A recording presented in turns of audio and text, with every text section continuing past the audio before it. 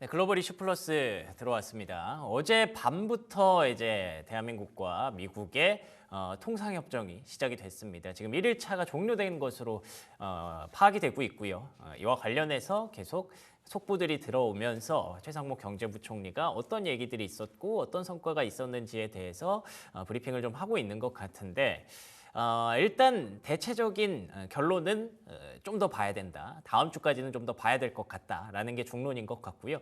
과연 어떤 얘기들이 있었고 그럼 다음 주까지 또 어떻게 풀어가야 되고 어떤 업종을 우리가 살펴봐야 될지 오늘 권혁중 경제평론가와 얘기 나눠보도록 하겠습니다. 안녕하십니까? 네, 안녕하십니까. 네, 반갑습니다. 어젯밤 9시부터 이제 시작이 된 것으로 알고 있고요. 그리고 뭐 한두 시간 정도 한 것 같아요. 네. 그리고 나서 오늘 아침에 이제 기자들의 어떤 인터뷰, 질문 세례가 좀 이어진 것 같은데 어떤 얘기들이 있었는지 일단 간단히 정리해 볼까요? 회의는요, 사실 1시간 8분 정도 했는데 뭐 시장에 예상했던 것만큼 그냥 원론적인 내용에서 이제 끝났다 이렇게 그렇죠. 네, 예. 생각을 해볼 수 있겠습니다. 네. 일단 우리 측에서 얘기했던 거는 이제 상호 관세랑 이제 품목 관세에 대해서 이제 면제를 해달라. 뭐 이건 이미 예상했던 바였고요. 그래서 이것을 이제는 요구를 했다라고 이제 알려지고 있고, 네. 특히 이제 7월 8일까지 그러니까 이제 상호 관세 유예가 끝나는 날이죠. 이제 그 전까지 7월 패키지로 묶어서 다 같이 얘기를 하자라고 이제는 제안이 된 상태다 이렇게 정리를 해볼 수 있습니다. 그래서 아마 지금 7월 8일 이전까지는 아마 어느 정도 내용이 나올 것 같은데, 네. 그러니까 전략이 그런 것 같아요. 일단 미루기 전략인 것 같습니다. 우리나라 입장에서. 왜냐하면 그런 것 같아요. 예. 뭐 빨리 해봤자 좋을 건 없거든요. 지금 상태로 본다 그러면 외국에서 어떻게 하는지, 일본이나 아니면은 다른 나라와의 이제는 EU와의 어떤 관세 협정을 어떻게 하는지 보고 아마 가겠다라는 전략인 것 같은데, 네. 그러다 보니 일단은 우리가 이제 얘기했던 거는 정치적인 지금 우리가 아직 종료되지가 않았잖아요. 이제 대선이 있다 보니까 그래서 대선 이후에 새로운 행정부와 같이 아마 논의를 하자 이렇게 이제 제안을 했다 이렇게 알려지고 있습니다. 예. 근데 네 가지를 이제는 얘기를 했죠. 이제 관세, 비관세 조치에 대해서 얘기를 했고, 그 다음에 경제 안보, 투자 협력, 통화 정책, 그러니까 환율에 대해서 이 네 가지 아젠다에 대해서 이 협상은 아니었습니다. 협의였죠. 그래서 이 네 가지 아젠다가 이제 협의를 통해서 이제 앞으로 더 깊게 이제 논의될 것으로 보고 있고요. 그래서 이거에 대해서 우리가 이제 주장을 했던 거고, 미국 측은 반응이 중요하죠. 그래서 미국 측 어떻게 반응했는지 그냥 성공적이었다 이런 표현을 썼습니다. 베센트 장관이 얘기했죠. 네, 베센트 장관이 이제는 성공적이었다는 표현을 썼는데, 근데 이제 그 성공적이라는 그 의미가 사실상 어떻게 성공적이었는지는 아직 구체적으로 나오지가 않은 거예요. 그러니까 두 가지는 좀 얘기를 했습니다. 다음 주 중에 아마도 뭐 기술적 조치라든지 아니면은 뭐 양해에 대한 합의에 대해서 얘기를 더 나눠보겠다라고 이제 표현을 했는데, 이게 구체적으로 어떤 기술적 조치를 얘기하는 건지, 그리고 어떻게 했길래, 뭐 미국 입장에서는 사실상 최선의 제의를 받았다라고 얘기를 했거든요. 그러니까 우리가 어떤 제의를 했길래 이 기술적 조치, 그러니까 숫자잖아요 결국에는. 그러면 이 숫자를 어떻게 책정을 했을까 아직 알려진 바는 없는데, 네. 지금 이게 아마 조만간 얘기가 나눠질 거라고 이제 생각을 하고 있습니다. 그래서 지금 시장에서 생각했던 것만큼 그냥 원론적인 내용에서 그래서 끝나지 않았나 이렇게 보고 있습니다. 네. 네, 결국 다 사람 대 사람이 하는 거다 보니까 우리도 사람으로서 생각할 수 있는 그 협상이나 협의의 어떤 선들이 크게 다르지 않은 것 같더라고요. 우리 한국 대표단 측이 생각하는 바라든지 미국 대표단에서 수용할 수 있는 수준, 그런 것들을 잘 얘기를 첫날에 했던 것 같고요. 개인적으로 좀 궁금한 부분은 그 7월 패키지라는 표현을 하셨잖아요. 네. 줄라이 패키지. 네. 이게 갑자기 또 등장한 새로운 용어인 것 같아서 네. 그러니까 이게 결국에는 어떤 의미일까요? 7월까지 다 마무리를 하자, 좀 더 길게 가자 이런 뜻으로 해석하면 되나요? 저는 어떻게 해석했냐면 네. 우리는 끌려가지 않겠다.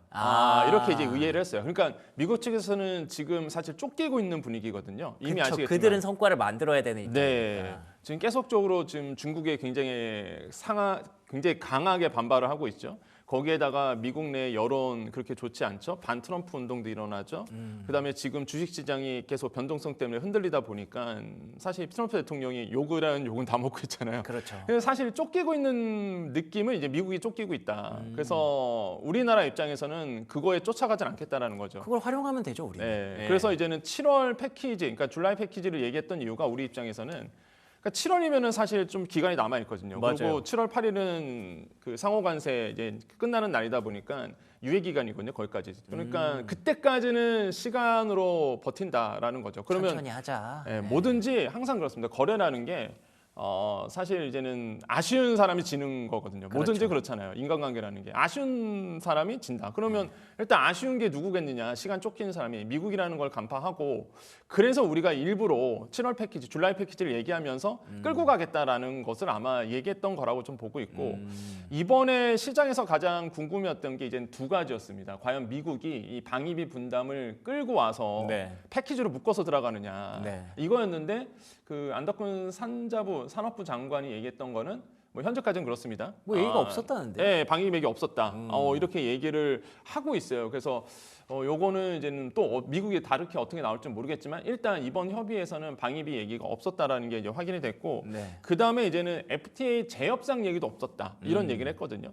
그러니까 FTA 재협상은 우리한테는 굉장히 중요한 이슈거든요. 근데 그거를 꺼내지 않았다라는 거죠. 그러니까 이 두 가지는 확실하게 이번 회의 때 나오지 않았다라는 게 밝혔습니다. 그래서 이런 것들이 좀 시장에 의미하는 바가 크고 생각보다 미국이 강하게 요구하지 않았다는 거는 확실한 것 같아요. 그런 것 같아요. 예, 강하게 어필하거나 반대로 생각하면은 그렇게 관심이 없어. 지금 더 그럴 수도 급한 게 있죠. 있어. 뭐 네. 이런 느낌이에요. 제 네, 입장에서는. 맞아요. 일단 중국이 먼저 급해. 뭐 네. 이런 느낌이다 보니까 차차 할 거야. 이런 느낌이고요. 그래서 지금 보면은 시장은 일단은 뭐 구체적으로 나온 얘기가 없다 보니까 관망한다. 결국엔 이 관세 쪽에서는 이 관세 이슈에서는 아마 관망하는 쪽으로 더 계속 진행될 것 같다는 생각을 해봅니다. 그러니까 지금 국내에서 생각했던 시나리오가 크게 저는 두 가지인 것 같거든요. 그러니까 지금 미국에게 성과가 필요한 그런 입장이니까 첫 번째로는 더 한국을 쉽게 봐서 막 이것저것 요구를 해서 되게 큰 성과를 만들어서 미국 국민들에게 자랑을 할 것이다라는 부분이 있었습니다만 지금 오히려 분위기가 뭐 방위비 얘기도 없었다 그러고 FTA 재협상 얘기도 없었다 그러면 우리나라에서 걱정을 좀 크게 한 걸 수도 있을 것 같아요. 말씀하셨던 것처럼 중국이 더 급하니까 뭐 위쪽에서 미국 위쪽에서 그랬겠죠. 아니 그 한국 얘기하는 거 뭐 크게 무리 없으면 그냥 들어줘라. 뭐 이런 쪽으로 나오지 않았을까라는 좀 긍정적인 회로를 돌려보게 되네요. 그래서 7월 패키지라는 얘기가 사실 미국 입장에서는 별로 좋은 얘기가 아닐 텐데 그래 뭐 거기까지 뭐 천천히 가보지 뭐 이런 쪽으로 베센트 장관이 뭐 좋은 얘기를 했다라고 했으니까요. 자 좋게 좀 해석이 되고 있는 것 같은데 그래서 또 저번에 일본이랑 할 때는 막 트럼프 대통령 막 가고 막 그랬잖아요. 네. 근데 이번에는 또 그런 얘기도 별로 없는 거 보면 네. 이것도 나쁘지 않은 그런 시그널이 아닐까 싶어요. 그러니까 이게 사실 재무부 청사에서 했었는데 시장에 또 관심이 뭐냐 그러면 이게 백악관 옆이 바로 재무부 청사입니다. 그럼 언제든지 트럼프 대통령이 콜하면은 그러니까 이동할 수 있는 거거든요. 이동할 수 있는 거리에. 네. 그래서 과연 콜을 할 거냐. 그래서 장소가 옮겨지느냐.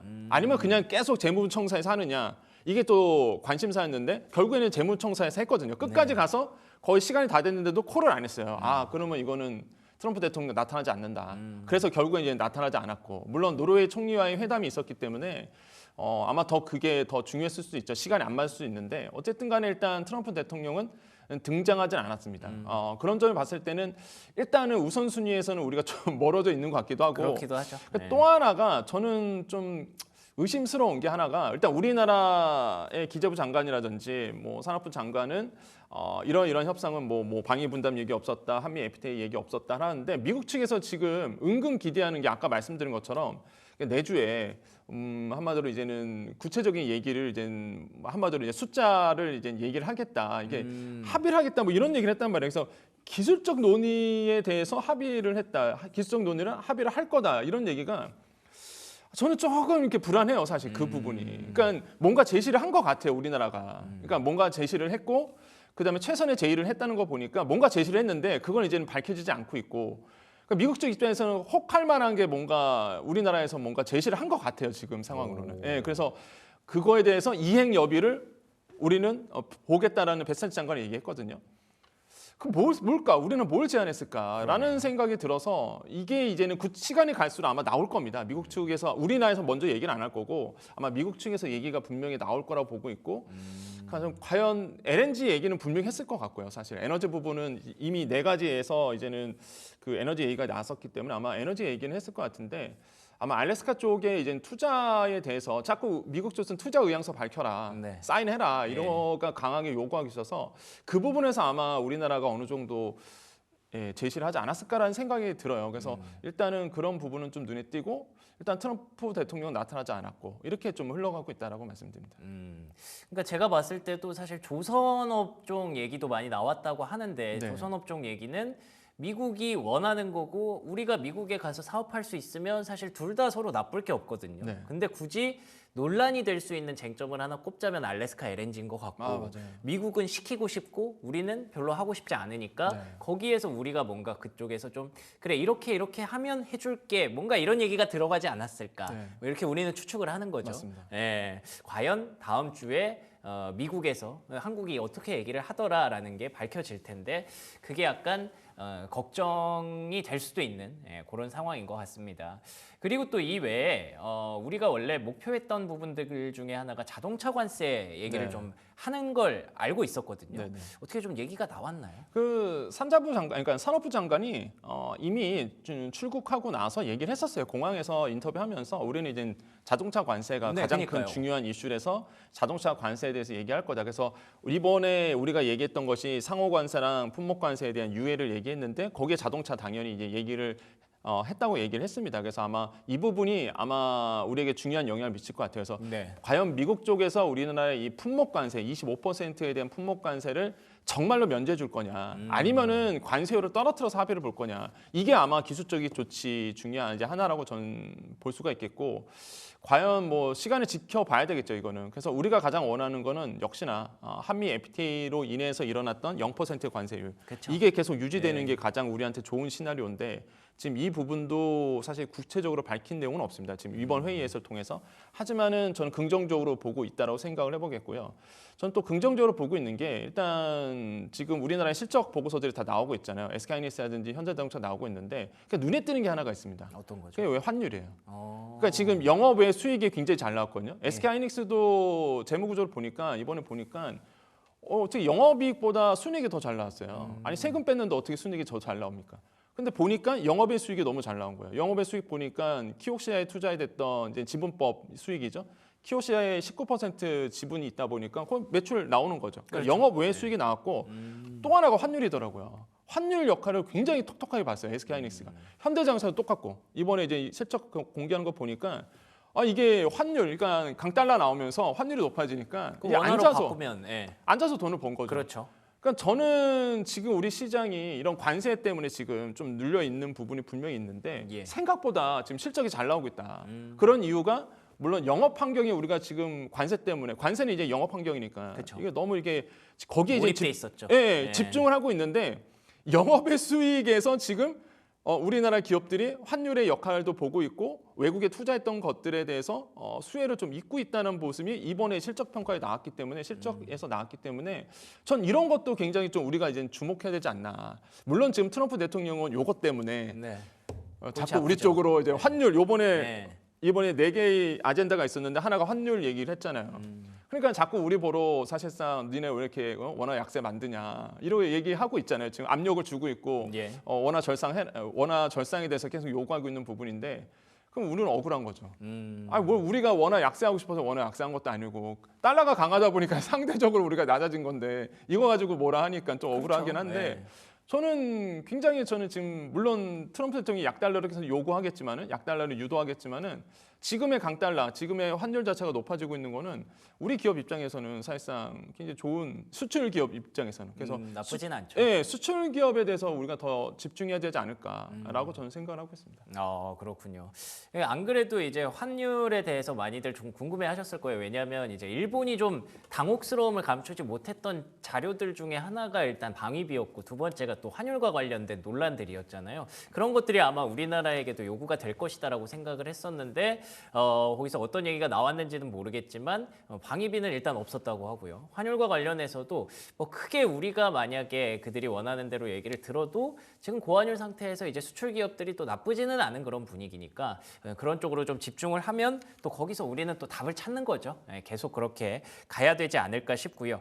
어쨌든 저는 뭐 말씀하셨던 것처럼 7월 패키지라는 것에 대해서 좀 시간을 길게 두고 뭐 어떤 기술적인 숫자들이 나와도 계속 우리가 서로 얘기하면서 수정을 해가자 이런 얘기잖아요. 네, 맞습니다. 예, 그러니까 그런 부분들을 좀 긍정적으로 봐야 될 것 같은데 그러면 앞으로 뭐 다음 주까지 아까 말씀하셨던 대로 뭔가 좀 결과물을 내놓고 싶은 미국의 입장, 한국도 거기에 좀 따라가야 되는 입장에서 어떤 그 시나리오를 갖고 좀 우리가 기다려야 될까요? 아마 LNG 쪽은 분명히 얘기가 나올 겁니다. 음. 예, 다음 주까지 아마 LNG 이제는 알래스카 가스전에 대한 우리나라의 이제 투자 부분이 분명히 저는 나올 거라고 생각을 하고 있어요. 그래서 이제 관광이라든지 이런 종목에 대해서는 분명히 그 분위기가 또 나올 수도 있다라는 생각을 해봐요. 왜냐하면 지금 아까도 말씀하셨지만은 네 가지 아젠다를 이번에 얘기했다고 했잖아요. 그리고 아까 환율 얘기하셨는데 환율은 다음번에 얘기를 하자. 그래서 우리나라의 재무부랑 아니 그러니까 기재부랑 미국의 재무부랑 다음 주 중에 만나기로 돼 있습니다. 그럼 아마 그때 얘기가 환율 얘기가 분명히 나올 거고 그럼 순차적으로 간다 그러면 일단은 알래스카 가스전의 얘기도 분명히 다음 주쯤에는 얘기가 나오지 않을까라고 저는 조심스럽게 생각을 해봐요. 그래서 아마 가스전에 대한 투자 부분에 대해서 아마 그 기술적 조치 그 부분에 알래스카 가스전에 대한 우리나라의 투자 부분 아니면은 LNG를 어느 정도 수입하겠다라는 부분 요런 거는 아마 다음 주 중으로 구체적으로 아마 나오지 않을까라고 좀 보고 있고요. 알래스카가 안 나와도 수입 얘기는 전 무조건 나오겠네요. 예, 맞아요. 예, 정확히 보셨어요. 그래서 뭐 알래스카 가스전에 대한 지분 투자 아니다 그러면 네. 우리는 미국산 LNG를 더 많이 많이 사는, 사줄게. 예, 더 많이 사는 그걸 아마 제시를 이번에 했을 거라 보고 있고 그러다 보니까 이 얘기가 아마 구체적으로 논의가 되지 않았을까. 그래서 미국에서는 사실 그걸 가장 또 원하고 있거든요. 그렇죠. 예, 트럼프 대통령의 가장 큰 경제적 성과가 그러니까 이번 2기 때 성과가 될 게 알래스카 가스전입니다. 예, 이게 만약에 성공한다 그러면 굉장한 미국 입장에서도 큰 아마 그 치적으로 나올 수 있기 때문에 이거에 좀 몰두하고 있는 모습들이 외신에서도 계속 나오고요. 그래서 이런 것들이 이제 눈에 띄다 보니까 아마 알래스카 가스전이 더 지금 두각이 될 가능성도 저는 굉장히 있다. 그래서 뭐 아시겠지만 알래스카 가스전 물론 지금 많은 분들이 정치 테마주 보고 계시겠지만 그렇죠. 그래도 알래스카 가스전과 관련된 섹터들 있거든요. 그래서 이런 것들도 눈여겨 보시는 것도 좋을 것 같습니다. 알겠습니다. 이 얘기가 우리 입장에서 사실 받기 쉬운 문제는 아니라서 최근에 이제 뭐 간다 얘기 나왔을 때부터는 약간 세론의 분위기가 좀 있었더라고요. LNG 가스전 관련해서. 근데 다음 주에는 좀 더 구체적인 얘기가 나올 수도 있으니까 오히려 조정을 좀 활용해보는 그런 전략이 가능할 것 같고요. 이 외에 뭐 조선이라든지 자동차 이런 부분들은 조금 시간이 더 필요할 수도 있을 것 같습니다. 천천히 뭐 7월까지 길게 본다고 하니까 그때그때 저희가 최신화를 좀 해드리도록 하겠습니다. 지금까지 권혁중 경제평론가와 얘기 나눠봤습니다. 오늘도 좋은 말씀 고맙습니다. 네, 감사합니다.